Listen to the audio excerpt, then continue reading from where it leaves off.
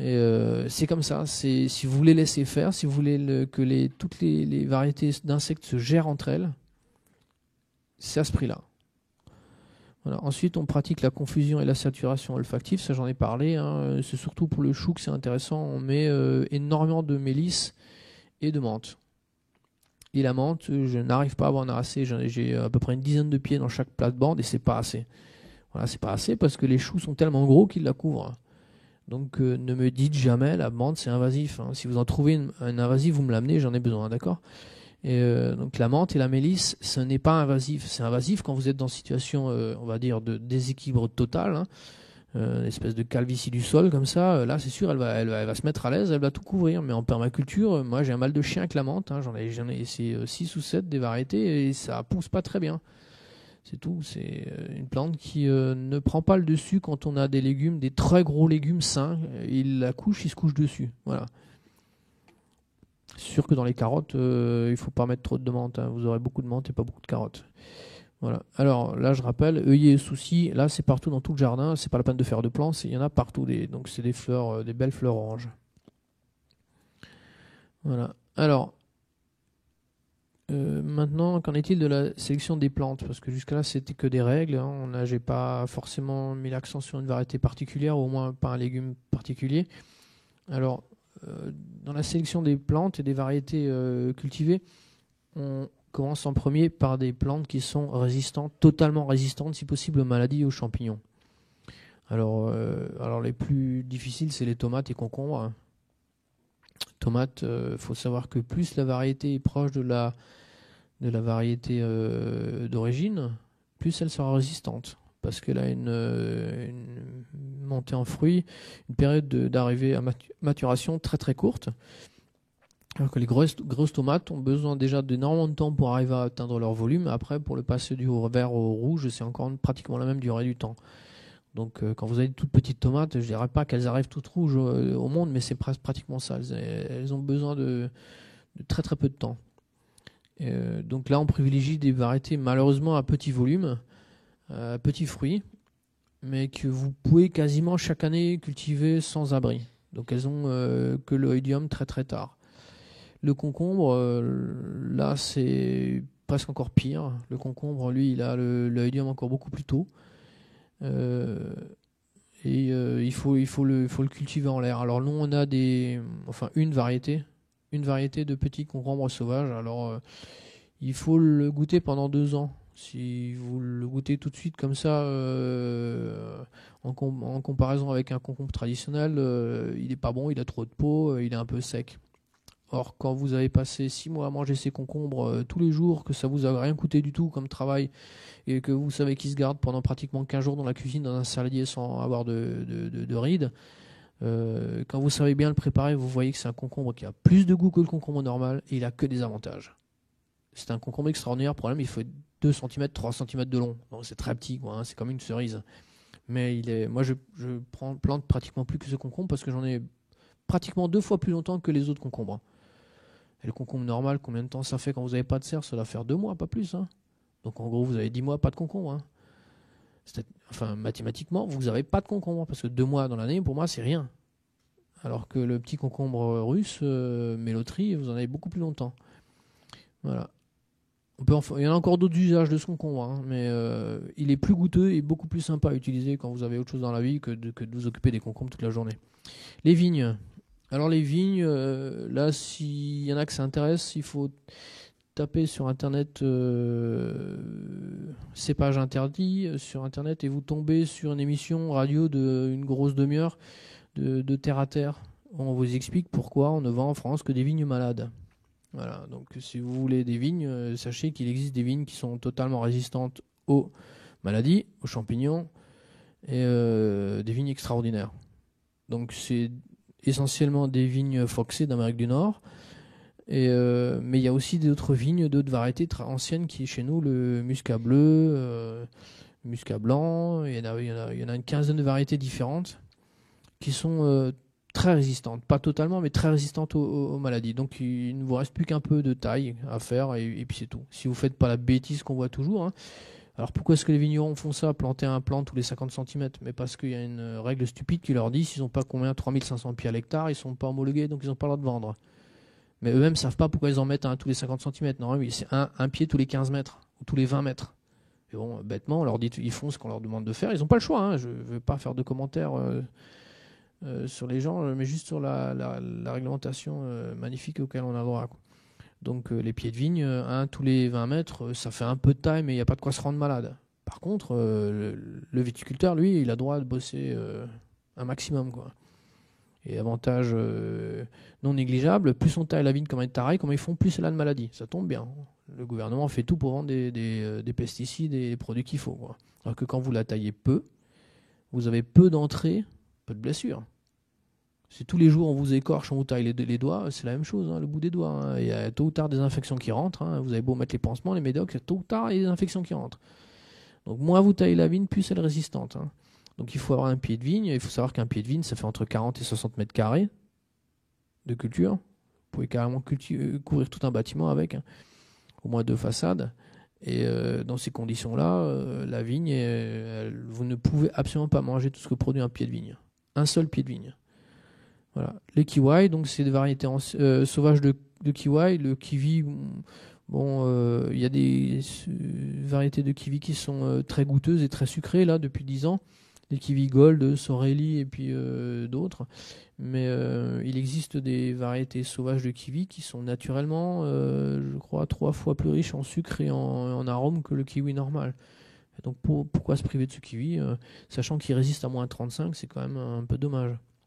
Bon, l'inconvénient de ce petit kiwi sauvage, c'est qu'il est très petit. Donc là aussi, il a la taille d'une cerise. Il se garde un peu moins longtemps que le kiwi normal, puisqu'en fait, la durée de conservation est proportionnelle au ratio volume à l'enveloppe. Donc plus un kiwi est gros, plus longtemps il se gardera. Mais bon, ceux qui n'ont pas le choix, qui sont dans les Vosges ou qui sont dans des situations très exposées, ils peuvent toujours opter pour les kiwis sauvages. On n'a à ce jour pas de maladies ni de ravageurs sur ces plantes-là. Les mangues, alors les mangues, je dis mangue, mais c'est pas une mangue du tout, mais c'est à la couleur d'une mangue. Vous pouvez vendre ça à vos copains ou voisins comme une mangue, c'est à la couleur d'une mangue, la taille d'une mangue, le goût d'une mangue, mais c'est pas une mangue. C'est de la famille des papayes. Et ça a besoin de moins 5 ou de 0 degré pour pousser, donc ne me demandez pas si ça pousse ici, ça vient d'Amérique du Nord et du Canada. Donc ça pousse ici et c'est relativement bon. C'est un peu écœurant comme une mangue d'ailleurs, on n'en mange pas des tonnes, hein. Mais pendant un mois, vous en mangez, après vous êtes content que ça s'arrête. Voilà. Et c'est vendu comme plante décorative. Donc à la rigueur, si vous n'avez plus envie de les manger, vous pouvez toujours les regarder, c'est bien. Voilà. Donc les raisins, toutes les couleurs, toutes les tailles. Alors il y a même pas loin d'ici, il y a un gars qui est spécialisé dans les vignes de table qui sont très résistantes, mais excellentes. Elles tombent par terre, des énormes raisins comme ça, sans pépins, mais super sucrés. D'ailleurs, je fais la pub pour la maison, ça s'appelle La Petite Vigne, je crois. Le vendeur, il est très très bien. Hein. Et il vendait au Jardin Botanique à Strasbourg cette année. Et c'est vraiment pratiquement les meilleurs pieds que j'ai goûtés. Parce que bon, les anciennes variétés, c'est bien de dire que c'est super résistant, mais on a changé nos goûts et ce qu'on aimait autrefois, des fois, est un petit peu plus interprété ou apprécié différemment. Les vignes framboises, notamment, sont toujours excellentes, mais la moitié des gens n'aiment pas. Vignes framboises, parce que c'est sans la framboise. Et les gens, quand ils mangent du raisin, ils veulent du raisin, pas de la framboise. Donc ils sont déçus, quoi. Voilà. Et les petits ribes, donc je rappelle que les cassis, groseilles et autres macros sont des plantes sauvages. C'est des plantes qu'on trouve dans la nature chez nous. Donc faut pas me la faire en disant ça vit pas longtemps, ça chope plein de maladies. Non, non, non, non. C'est des plantes sauvages qui normalement n'ont pas de maladies. C'est des plantes de sous-bois en plus. Quand vous les mettez à moitié ou sous un arbre qui est pas trop opaque, à feuillage pas trop opaque, ça pousse très très bien. Et vous avez les étés très secs, beaucoup plus de groseilles quand ils sont sous les arbres. Et ils sont juteux, alors qu'en plein champ, comme on les voit normal, en technique normale, ils sont tout secs. Si vous les arrosez pas, ils dessèchent, ils frippent et hop, ils tombent. Fini. Fini les groseilles. Alors que ceux qui sont en verger, qui sont plantés sous couvert, ils produisent 2 fois plus longtemps pratiquement. Hein, la saison est 2 fois plus longue. Donc c'est par définition un arbre passe-partout qui comble des niches très intéressantes. Les petits fruits ribes là. Et ouais. Ça, c'est le fameux Mélotri. Alors là, je vous le mets en grand, hein. C'est le petit concombre sauvage. Il est grand, mais il a presque enfin, sur mon écran, il a la taille de l'écran. Là, il a la taille d'une pastèque sur le mur, mais il fait 2-3 cm de long. Voilà, et ça, c'est les petites tomates olivettes, mais il y en a plein de variétés. Il y a la tomate Matt's Wild Cherry, il y en a tout plein qui sont très, très, très sucrés. C'est sûr que pour faire des conserves de tomates, de sauce tomate, c'est pas les meilleures variétés. Mais pour un petit jardin, pour mélanger à des salades, pour mettre dans plein de plats, c'est des tomates extraordinaires. Beaucoup plus intéressantes que les tomates habituelles. Voilà, et ça c'est les kiwis, les fameux kiwis. Donc vous voyez, vous avez toutes les tailles, toutes les couleurs. Si ça vous amuse, c'est comme les raisins. Il y a des goûts ananas, il y a des goûts kiwi, il y a des goûts un peu prunes. Il y a plein de goûts différents dans ces petits kiwis sauvages. Et on n'a pas à les peler parce qu'ils n'ont pas de poils. C'est des kiwis tout nus. Voilà. Autre valeur qui nous semble très intéressante, c'est la possibilité des plantes de se ressemer ou d'être vivaces. Donc en plus du fait de dire qu'on n'arrose pas, qu'on ne désherbe pas et qu'on ne travaille pas le sol, on dit qu'on ne sème pas. Alors là, en général, les jardiniers se moquent de nous. Ils disent attendez, n'importe quoi, on n'a jamais vu un jardin comme ça. On le saurait si ça existait, on le saurait depuis longtemps. Tatati tatata. Et oui, parce qu'en fait, on sélectionne de préférence des variétés perpétuelles. Donc c'est bon, là, j'en prends des toutes simples. Qu'est-ce qu'il y en a chez nous, toutes simples? La framboise. La framboise, c'est une variété. Si vous allez en forêt, vous savez très bien que la framboise, ça pousse tout seul en forêt. Hein. Les forestiers les plantent pas et les arrosent pas quand vous avez le dos tourné. C'est des trucs de sous-bois qui poussent. Là, il y a un peu de lumière et ça va très bien. Donc il s'agit simplement de retrouver les mêmes choses dans les différents types de légumes que vous voulez avoir. Alors nous avons des oignons. Alors là, c'est pas des oignons à bulbes ronds, c'est des oignons à long fût. De préférence, ceux-là arrivent à s'établir, on n'a pas besoin de les sortir. Et si vous avez une petite serre ou des hivers pas trop durs, vous en avez toute l'année.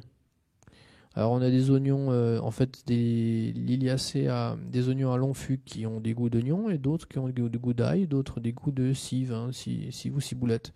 Donc on peut avoir différents goûts différents et ils sont beaucoup plus fins et vous permettent encore d'embrasser vos invités à la fin du repas, quoi, sans les faire fuir. Donc ils sont nettement moins, une quantité de soufre nettement moins importante que les autres oignons qui se gardent de longtemps. Des oignons dits de conservation à bulbe rond. Donc ces longs oignons long fût, je trouve, sont beaucoup plus intéressants gastronomiquement que les autres oignons. L'ail qui est de toute façon, si vous laissez toujours des bulbes d'ail, des petits cailleux, ça repart. Hein. Les gens ne le savent pas, mais c'est une plante perpétuelle. Les cives, comme la ciboule, tout le monde le sait, quoi. On rentre pas la ciboulette pour la remettre après. Hein. Ça fait des buissons que vous avez là, je sais pas, pendant 50 ans. Parce qu'en fait, elle fait des cycles et puis elle se multiplie par bulbi. Hein. Je crois de la parthénogenèse, il me semble. Les ciboules, c'est pareil. Donc c'est la même chose, mais beaucoup plus gros. Et les choux. Les choux, alors on a des choux qui ont des cycles de vie qui vont de 5 à 10 ans, voire plus. Donc évidemment, il n'est pas question de prendre tout le chou, hein. Il faut laisser la tige ou prendre que les feuilles. Il faut le conduire un peu de manière particulière.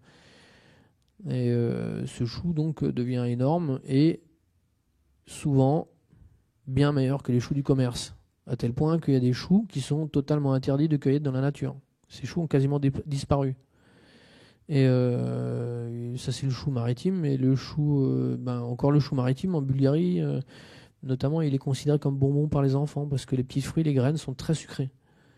Et voilà, donc c'est pas forcément des choses qui arrachent la gueule, qui sont un peu abstraits à manger. Non, c'est vraiment des choses très, très, très agréables. La pomme de terre, si vous oubliez des pommes de terre, ça repart toujours. Hein. Moi, j'en ai toujours qui repart hein, parce que j'en veux pas des pommes de terre, j'en ai quand même.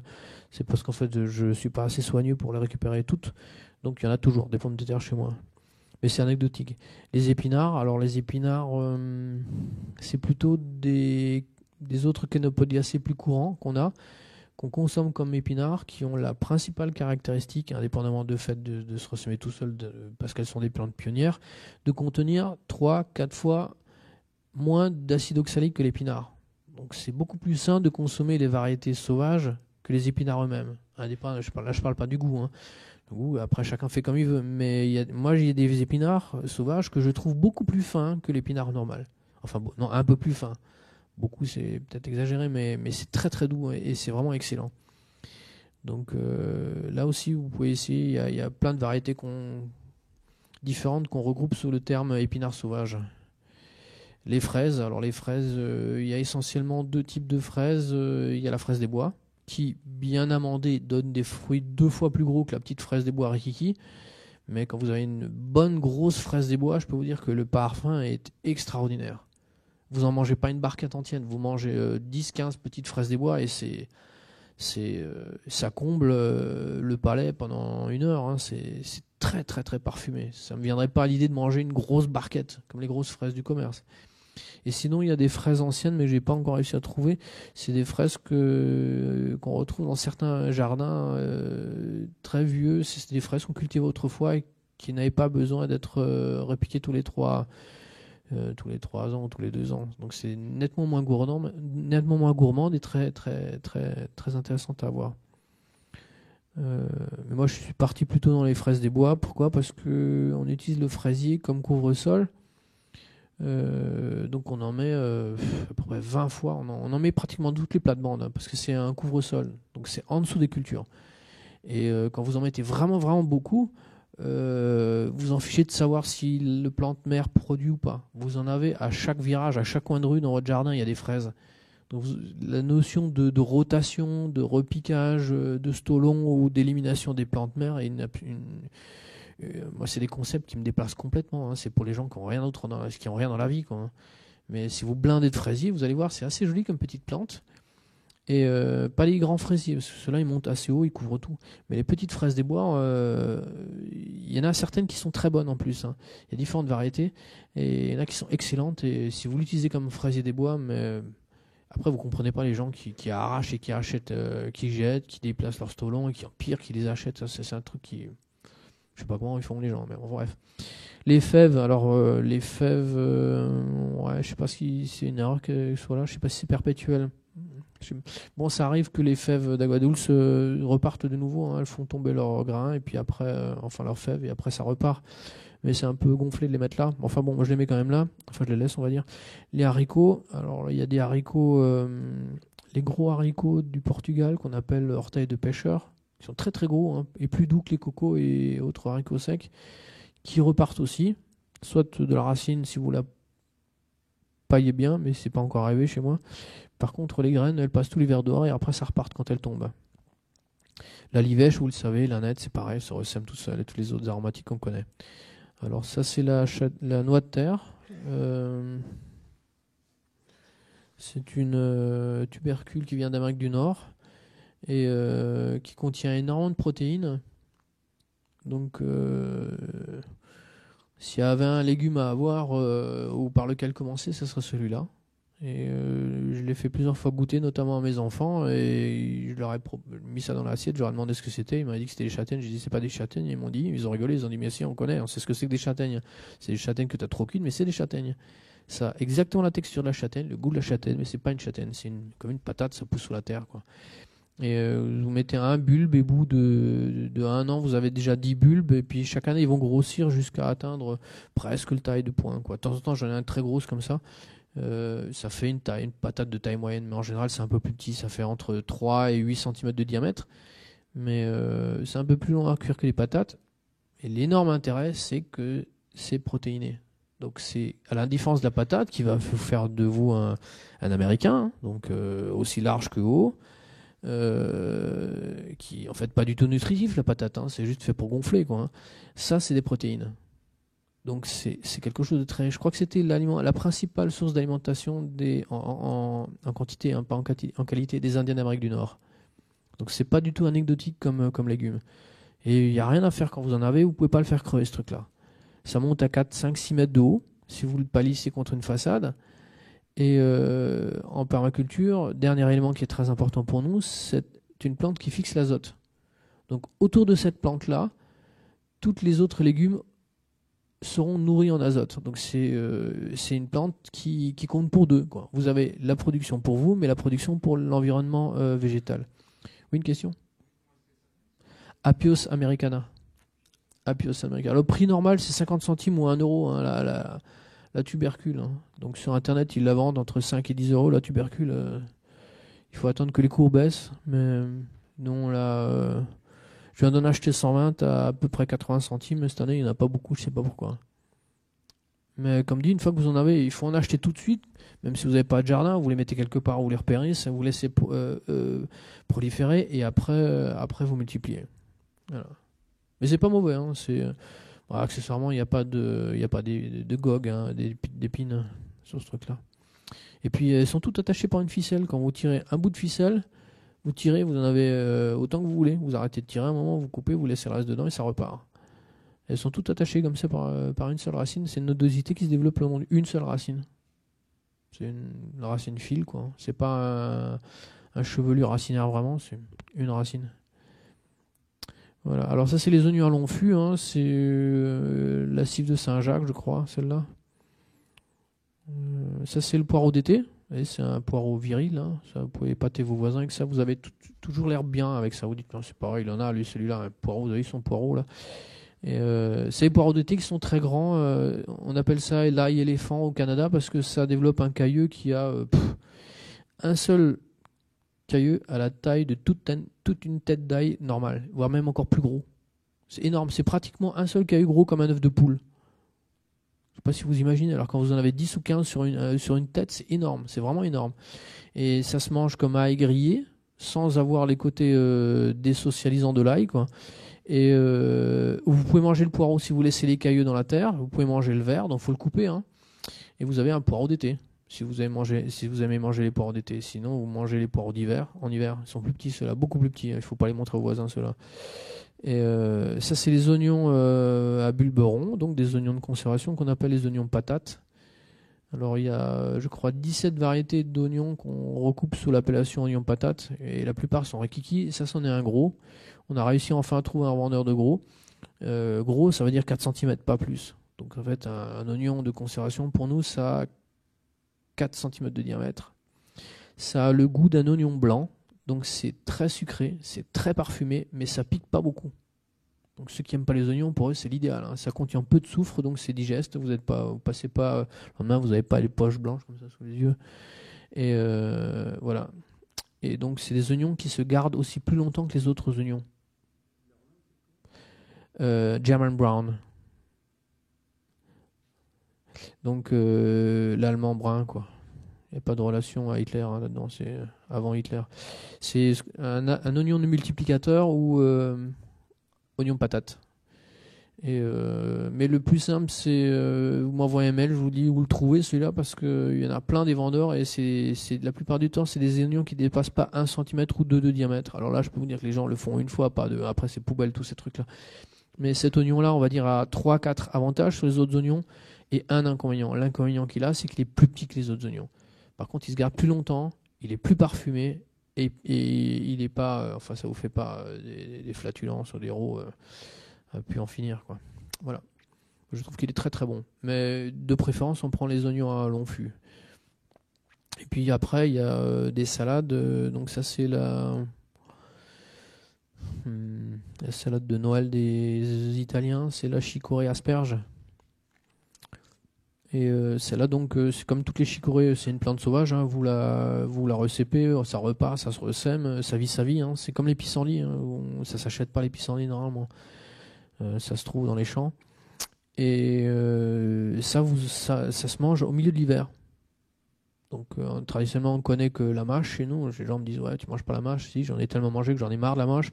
Donc je vous parlerai des autres variétés dont la chicorée asperge qui est une plante sauvage. Là aussi pas de maladie, rien à faire. Vous pouvez manger les feuilles extérieures, les tiges qu'elle développe qui sont comme des asperges, des grosses tiges charnues. Hein, ça, on croque dedans, c'est délicieux. Vous pouvez tout manger. Le cuir ou le cru. Et puis ça c'est les choux. Donc là on a le chou brocoli perpétuel qui vit 9 ans. Qui a un problème, c'est que si vous le laissez monter en fleurs, il meurt. Et je peux vous assurer, c'est vite vu d'oublier une fleur parce qu'il y en a un partout, il fait 1m50, 2 mètres de haut le chou. C'est un meuble comme ça, et c'est plus gros que ce truc là. Et ça fait des fleurs un peu partout, des grosses têtes fleuries qu'il faut cueillir. Et donc la question, si vous partez 3 semaines en vacances, vous revenez, votre chou passera pas l'hiver. Parce qu'il va faire ses graines et il va mourir. Donc il faut trouver quelqu'un qui va fouiller dans ses feuilles pour chercher toutes les têtes de fleurs et les mange. Les mange ou les jette par terre, mais en fait il faut les cueillir. Mais c'est très très bon, hein. En brocoli cru ou en brocoli cuit. Et ça c'est de loin le meilleur chou, c'est le chou de Menton. Vous trouvez un peu partout dans les commerces. Et c'est un chou qui, cycliquement, tous les 3, 4, 5 ans, des fois disparaît. Et hop, on ne sait pas pourquoi, il faut le refaire partir celui-là. Donc moi je conseille toujours aux gens d'en avoir plusieurs têtes. Au moins plusieurs massifs de choux. Et été comme hiver, il est doux et sucré, il se mange en salade, été comme hiver celui-là. Donc c'est pas des choux, comment est-ce qu'on appelle, c'est des choux boules, hein, c'est un nom, les choux paumés, voilà. C'est pas un chou paumé, c'est des choux feuilles. Mais vraiment au niveau qualitatif et gustatif, il est bien meilleur que les autres choux. Et celui-là, c'est été comme hiver, il a toujours la même tête. Éternellement, il souffre de jeunisme, hein, celui-là.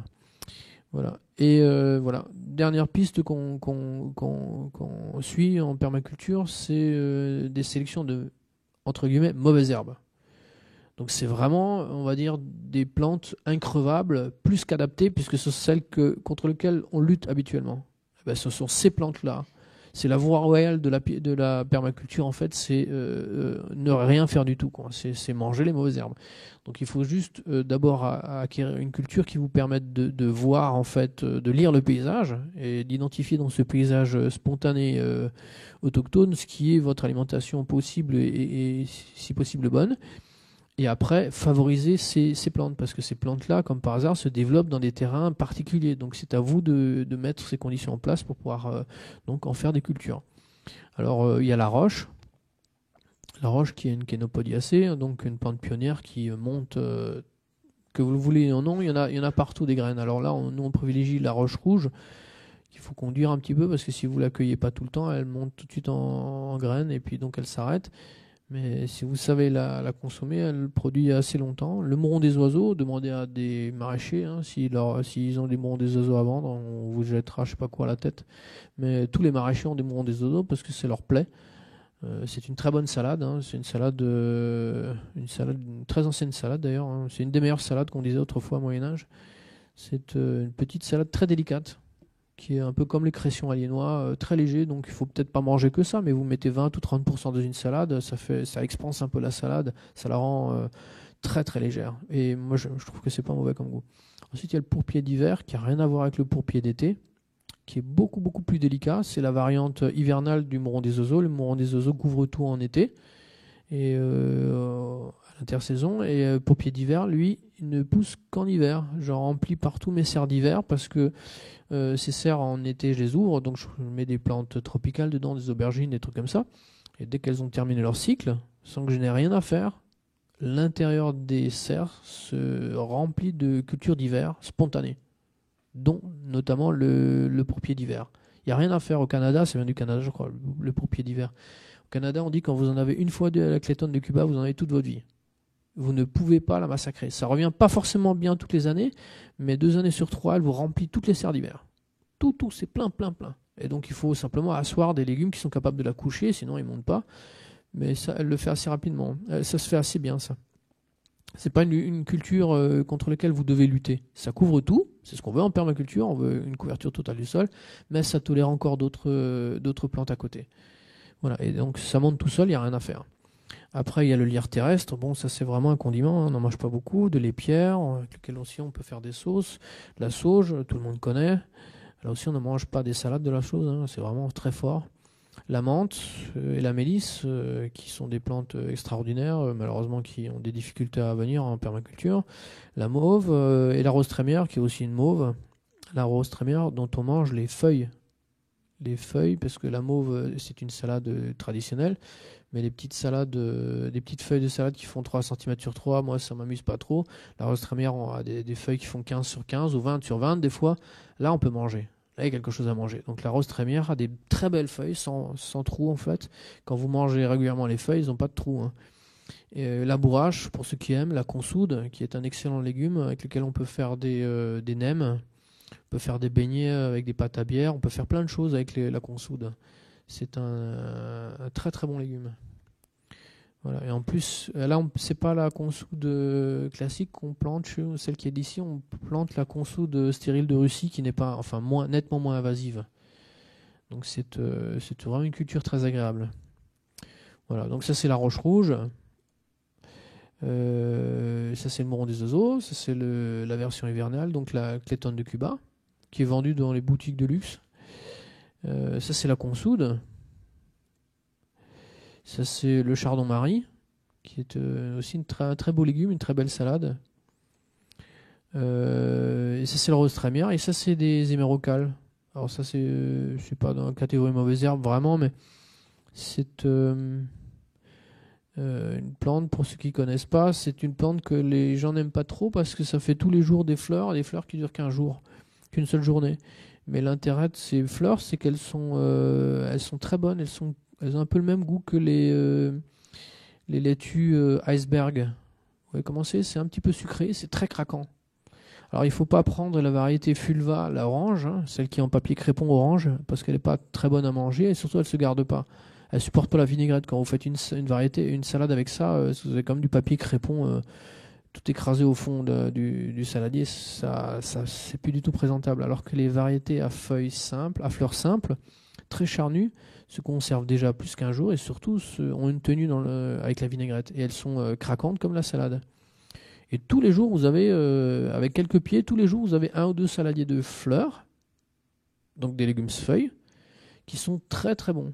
Vraiment, à manger au niveau gustatif, c'est très très agréable de manger ces fleurs. Et c'est pas comme si vous mangez une rose. Hein, ça fait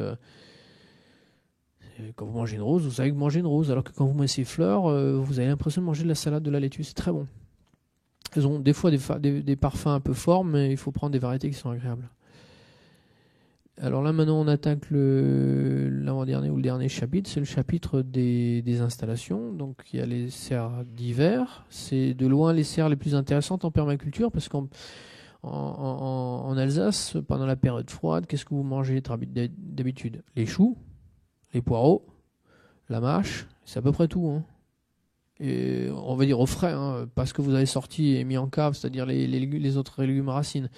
Mais ne poussent sous la neige et la glace que ces 3 légumes. Donc, personnellement, ayant fait ça longtemps, je ne veux plus en entendre parler de ces trucs-là. Donc, moi, je veux des légumes, entre guillemets, secs, craquants, en gros volume, très agréables, et qui sentent pas le chou ou le poireau, quoi. J'en ai ras-le-bol de ces trucs-là. Donc, j'ai fait... c'est des questions de saturation. Donc, moi, j'ai fait des serres d'hiver, ce qu'on avait autrefois et qu'on trouve encore chez les personnes âgées, même, je crois qu'on les trouve même plus chez les personnes âgées, on les trouve chez les personnes décédées maintenant. C'est les châssis. Oui, on trouve des vagues murées, mais bon, on trouve plus les châssis qu'il y a dessus, quoi. Hein. Quand j'étais gosse, il y en avait encore. Hein. Je me souviens, on achetait des légumes quand on n'en avait pas assez chez eux. Les gens qui avaient des châssis comme ça, ils avaient tout le temps des super légumes là en dessous. Donc moi, j'ai fait la même chose, mais en bois. Qu'est-ce que c'est une serre isolée? C'est simplement une serre en bois, puisque le bois est dans la construction normale, plus moderne, mais dans la construction normale, on dit que le bois est isolant. Pour des légumes, c'est largement suffisant. Hein. Et le dessus est simplement couvert avec des plaques de polycarbonate. Alors là, vous reconnaissez ces trucs bas. Hein, en fait, c'est un capteur solaire, c'est tout. Donc avec un très faible volume, donc il y a une inertie très importante. L'inertie est créée ici par le sol. Il n'y a quasiment pas de refroidissement. Quand vous regardez, il n'y a quasiment pas de volume dedans. Et les légumes sont quasiment collés au vitrage qu'il y a au-dessus. Et puis les parois sont des parois assez épaisses, en 4 cm d'épaisseur, non, 2 cm 5 d'épaisseur, 3 cm d'épaisseur de bois. Il faut prendre du bois léger, parce que le bois léger, il a de l'air, le bois lourd n'a pas d'air, il est moins isolant. Voilà. Donc c'est des petits châssis que je fais, comme ça, et qui me permettent, pendant la saison froide, d'avoir des légumes toute l'année, sans avoir à gratter la neige et la glace. Alors, ça produit toute la saison froide, jusqu'à à peu près moins 15. À moins 15, là, ça se calme un peu, le truc. Quand je dis jusqu'à moins 15, c'est-à-dire jusqu'à moins 15, je coupe, ça repousse. C'est pas évident de faire ça, hein, avec la faible luminosité qu'on a et les jours courts, c'est pas évident de stimuler les légumes suffisamment pour qu'ils arrivent à compenser. Et là-dedans, avec 2 serres, vous nourrissez une famille pratiquement tous les jours, j'ai 1 à 2 salades, avec 2 serres. C'est des serres qui font 3 mètres, font 1 mètre. Ce sont des salades que je coupe. Donc je n'arrache pas la salade, je laisse la racine, je laisse une rosace, hein, donc 4-5 pétales, pas les morts, hein, évidemment. Les morts, ils ne peuvent plus rien faire, hein, les pétales, les feuilles mortes. Je laisse 3, 4 ou 5 belles feuilles. Donc c'est 95% de la salade que j'emmène. Et ça repart 3, 4, 5 fois. Mais des grosses salades, comme ça, des grosses salades suisses, des salades d'hiver. Et ça repart. S'il fait plus bois que moins 15, là, ils se calment, et, ils se mettent en léthargie, les végétaux aussi, et il se passe plus rien. Mais avec 4 serres, vous êtes vraiment, il vous arrive rien, quoi.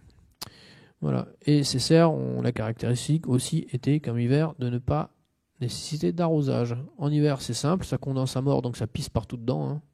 Ça pisse partout, quoi. Et donc à partir du moment où ça se réchauffe, là, ça pose des problèmes. Cette super humidité, c'est que vous avez de la rouille partout, surtout les liliacées qui se développent.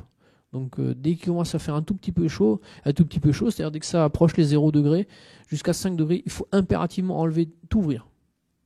Tout ouvrir parce que au-delà de 5 degrés, ça monte à 50, 60 degrés dedans. Par plein soleil. Je le sais parce que ça m'arrive chaque année, hein. Au printemps, moi, je suis au niveau du travail, je suis à la bourre, donc j'ai plus le temps de m'occuper de ça. Et chaque année, je me fais tout cramer. Et la végétation est vivante sur une hauteur de 1 cm au-dessus du sol. Tout le reste est brûlé. Lyophilisé carrément. Donc j'estime que ça monte à peu près à 40 ou 50 degrés. À partir de 5 degrés. Donc c'est un problème. Donc il faut, c'est le gros problème de ces serres. Il faut être vigilant. Dès qu'il fait chaud, il faut les ouvrir. Et si c'est pas le cas, vous chopez de la rouille dedans. Et donc bon, c'est pas grave, hein, le poireau, s'il se chope la rouille, il meurt pas, hein. Voilà. Mais il est plus très bon à manger, quoi.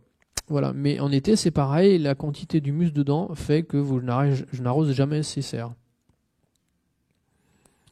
Voilà. Alors ça, vous avez un aspect de la serre pendant tout l'hiver. Donc premier constat, on ne voit pas la terre. Deuxième constat, on ne voit pas le couvre-sol. Parce que c'est plein de paille et de bérèves là-dessus. Troisième constat, tous les végétaux saturent l'espace. On va dire il y a comme une canopée fermée, hein, de ces petits végétaux. Et ils sont en libre concurrence. Le poireau sauvage, lui, perce tous les feuillages. Donc ils s'en fout complètement. Des fois, vous voyez, cette zone-là, des fois, ça arrive sur 80% de la serre. J'ai des serres, des fois, qui sont pleines de poireaux. Ils s'expansent tellement que je suis obligé d'en virer, d'en foutre à la poubelle, à 80% pratiquement. Et la clétone de Cuba qu'on voit ici, elle remplit tous les interstices. Ça, elle s'en fout, elle passe au-dessus de tout le monde. Mais bon, elle danse légèrement, elle n'est pas opacifiante pour les autres végétaux. Et ça, c'est une petite laitue qui reprend nouveau la tête, mais qui devient beaucoup plus grosse. Elles font à peu près 40, 50 cm de diamètre. C'est très gros, hein, comme tête de laitue. Voilà. Et elle résiste bien au froid, celle-là. Donc toutes mes serres sont comme ça. C'est une espèce d'aquarium. Vous avez l'impression d'avoir un marécage dedans avec des mini nénuphars. C'est plein. Donc et ça, c'est de la mauvaise herbe. Mauvaise herbe numéro 1, la clétone de Cuba.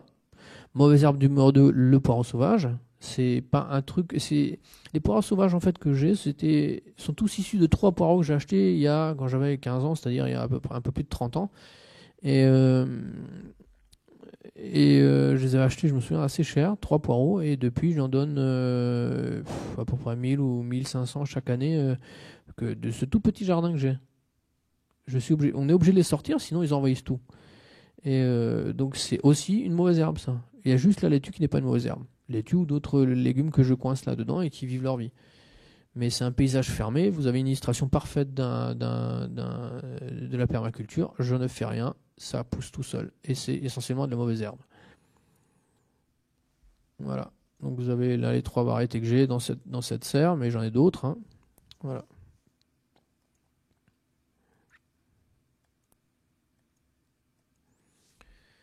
Alors les matériaux de la serre sont dans la partie aérienne, c'est-à-dire le bois qui ne touche pas le sol, c'est du mélèze. Le mélèze est agréé en situation verticale, donc loin du sol, à plus de 15 ou 20 cm. Il est agréé comme durable.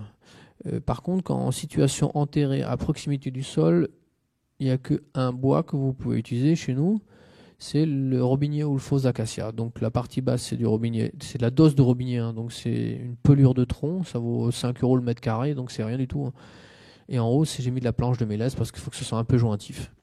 Le dessus, c'est une plaque de polycarbonate, voilà, c'est tout. À peu près les proportions 20 cm d'un côté, 40 cm de l'autre, ça suffit. Voilà.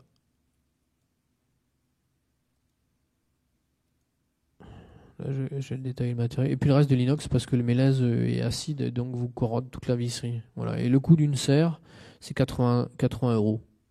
Donc c'est pas C'est pas il faut aller chercher le bois en Syrie, il faut le faire soi-même. C'est sûr que pour ceux qui sont habitués de chez Ikea, il n'y a pas de mode d'emploi hein, avec, mais c'est le même truc à peu près, quoi. Il faut prendre les planches dans le bon sens et puis pas trop se tromper, quoi.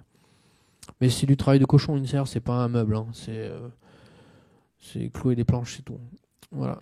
Les serres d'été. Alors, les serres d'été, pourquoi des serres d'été en permaculture? Ça cadre pas vraiment dans le sujet, mais quand on aime les tomates, on ne compte pas. Donc, serre d'été. Alors, ça a une gueule un peu bizarre. Je rappelle que tout ce qui est un petit peu fait de briques et de broc et mal fait vous permet de vivre en paix.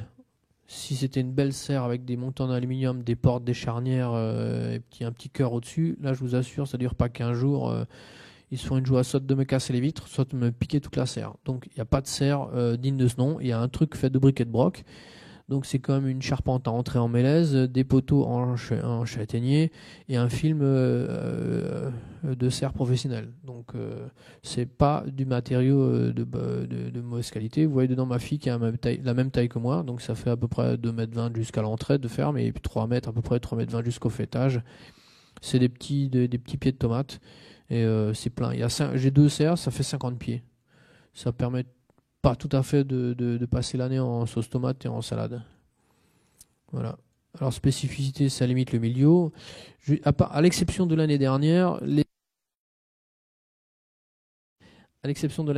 je disais toujours que les tomates sont pas des plantes de plein champ. Il faut absolument les cultiver sous abri, au moins sous une simple couverture, peut-être pas une serre fermée. Mais en tout cas, les années précédentes, les 10 dernières années, j'ai jamais eu de tomates au-delà de la mi-juillet. On arrachait tout, on mettait tout à la poubelle à cause du milieu. Tout était infecté totalement en plein champ. Donc les tomates, moi je les fais plus qu'en pleine serre. L'année dernière, c'était l'inverse. Toutes celles qui étaient en serre ont crevé, celles qui étaient dehors, on se portait à merveille, quoi. Donc je pense qu'il faut couper la poire en deux. Il faut faire moitié dedans, moitié dehors. Toujours est-il que moi je me retrouve avec des serres, là, des grandes serres. Qui me permet donc d'avoir une production très avancée dans la saison que vous n'avez pas si vous n'avez pas cet abri. Alors, je mets des tomates et un peu d'ail des ressources, mais enfin c'est pour rigoler, l'ail des sources c'est pas vraiment une nourriture, on n'en mange pas des tonnes. Et un peu d'oignon en périphérie, mais c'est surtout les serres à tomates. Alors comment fonctionnent des serres qu'on n'arrose pas? Pour ne pas arroser une serre, il faut que la serre soit étroite. Donc excite les grandes serres de maraîchers qui font 7 ou 9 mètres de large, c'est des déserts. La serre de maraîcher, elle est faite pour vendre du matériel d'irrigation. Elle sert qu'à ça. Hein. Parce que c'est un four déjà comme ça. Une serre de 3 mètres, là chez moi ça fait 3 mètres une serre. Quand vous levez la jupe de part et d'autre, vous avez un petit courant d'air, ça va encore dedans. Une serre de maraîcher, même à poil il fait trop chaud dedans. Quoi, hein. Donc c'est super, c'est ce qu'il faut pour l'industrie française, une serre de maraîcher.